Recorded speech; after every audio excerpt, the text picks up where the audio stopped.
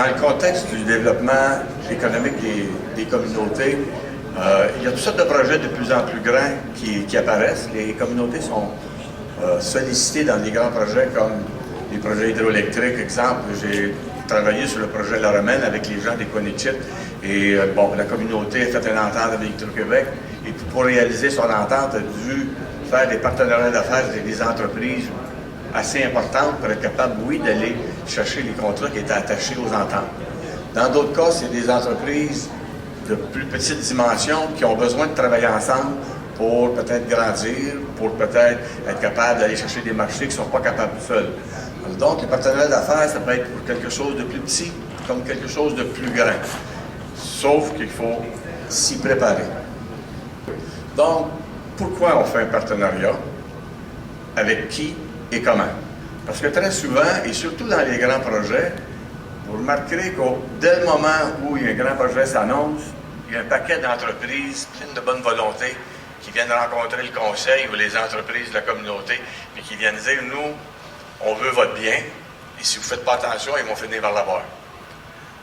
Alors, je vous dis, là, vous avez beaucoup d'amis, et tout le monde veut travailler avec vous, parce que vous avez des relations privilégiées dans des contrats avec des gouvernements ou avec des instances, et il y a des situations où vous allez avoir la possibilité, exemple, de faire des choses gré à gré, donc sans passer par tous les processus de soumission. Donc, il y a un paquet de monde qui veut s'associer avec vous. Et là, tout le monde parle partenariat, sans nécessairement s'y préparer, et il y a souvent des désillusions à la suite de ça. Donc, un partenariat, c'est une stratégie, c'est un moyen que vous décidez de vous donner. Ce n'est pas un but de faire un partenariat.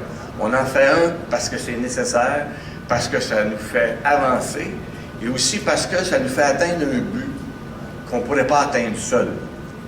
Il est possible qu'on ait la chance de faire un contrat, mais on n'a pas tout l'argent pour faire la mise de fonds. Il est possible qu'il nous manque un peu de compétences. Il est possible qu'il nous manque la capacité de se cautionner. Il est possible que mon ami Ascan, tantôt, quand on va arriver au financement du projet, nous dise « Hey, il te manque un petit peu d'expérience, ainsi de suite. » Donc, souvent, il faut savoir pourquoi on utilise ce moyen-là avant de décider quelle sorte de partenariat on va faire. Donc, quand on cherche un partenaire, on cherche quelqu'un qui est complémentaire à nous, que ce soit une petite ou un grand projet. On cherche aussi quelqu'un qui va partager des valeurs. Et moi, j'ai un bon copain qui est propriétaire d'une entreprise à Ouachat qui a vécu un partenariat pour lancer une entreprise qui est florissante aujourd'hui dans le domaine électrique. Et puis, quand il avait débuté, il manquait un peu de ressources, il manquait un peu d'argent, il manquait de connaissances administratives. Il s'est trouvé un partenaire. Quand il me raconte son expérience qui a été fructueuse, parce que 20 ans plus tard, ça va bien et ça grandit, la première chose qu'il a faite avec son partenaire, il a vérifié s'il partageait les mêmes valeurs. Au niveau de la façon de travailler avec les gens, au niveau du respect, et ainsi de suite. Et ça, c'est majeur. Surtout que beaucoup des projets économiques ont des retombées qui ne sont pas juste économiques, mais qui sont aussi un peu sociales dans les communautés. Et il faut faire attention à nos partenaires parce qu'il faut que ce soit vrai qu'ils le partagent. Donc, on cherche un partenaire qui va nous aider à atteindre nos objectifs. On a des objectifs ensemble, mais on a aussi des objectifs qui sont les nôtres. Et une chose importante aussi, ça nous prend un partenaire qui est compétent et qui est crédible. Parce que, quel que soit le domaine dans lequel on va aller, si demain matin, je ne sais pas moi, vous vous asseyez pour discuter avec Hydro-Québec, celui qui est à côté de vous, votre partenaire, il faut qu'il soit crédible celui qui est de l'autre côté. Donc, c'est majeur, et ça va permettre d'établir ce que j'appelle une vraie relation confiance.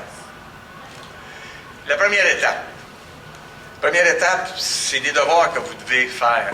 Que vous soyez une petite ou une moyenne entreprise, vous devez être capable de l'évaluer vous-même, l'opportunité d'affaires. Vous devez savoir dans quel marché vous vous installez. Vous devez savoir c'est qui votre compétition, parce que vous ne serez pas seul. Parce que c'est automatique, même dans des grandes ententes, il y a tout le temps une clause qui fait en sorte parce que si vous vous entendez pas, ils ont la chance d'aller demander à d'autres de vous faire des prix. Alors faites bien attention, il faut connaître, il faut que vous ayez vous-même une capacité de savoir c'est qui ceux qui vont décider, évaluer les revenus que ça va emmener et évaluer la contrainte de temps. Parce que souvent, on précipite un partenariat, parce qu'on s'est pris trop tard pour l'établir, parce qu'on veut être certain qu'on n'échappera pas l'occasion d'affaires. On est à la dernière minute, puis on dit, regarde, on fait une co-entreprise, puis c'est peut-être même pas une co-entreprise qu'on avait besoin. On avait peut-être besoin de faire une autre sorte de partenariat. Alors, la contrainte de temps devient très, très importante, donc il faut bien se préparer. Par la suite, vous devez évaluer qu'est-ce que vous apportez. Je m'associe avec Ascan et j'arrive avec un carnet de commande de 200 000 $. Et puis je dis, moi, Ascan, il est bon, il a des capacités de gestion, mais moi, j'ai le contrat.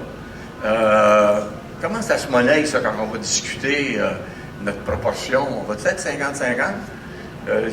Il met l'argent, mais moi, j'ai le contrat. Donc, évaluez vraiment, là, qu'est-ce que vous apportez.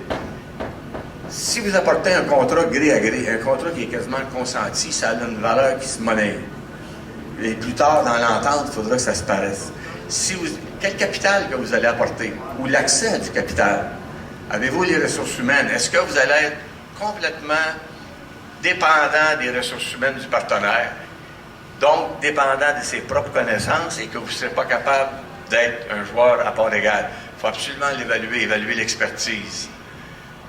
Ça va vous permettre de déterminer la participation et vos attentes financières, parce que quand l'exercice sera fini, vous devrez vous asseoir pour dire, voici comment on partage. Quels sont les besoins pour transformer l'opportunité en dollars?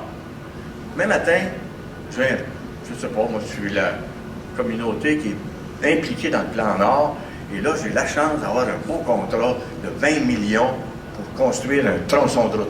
Extraordinaire. C'est-tu la capacité financière de le faire? Je suis capable de le gérer. Quelle expertise ça va prendre?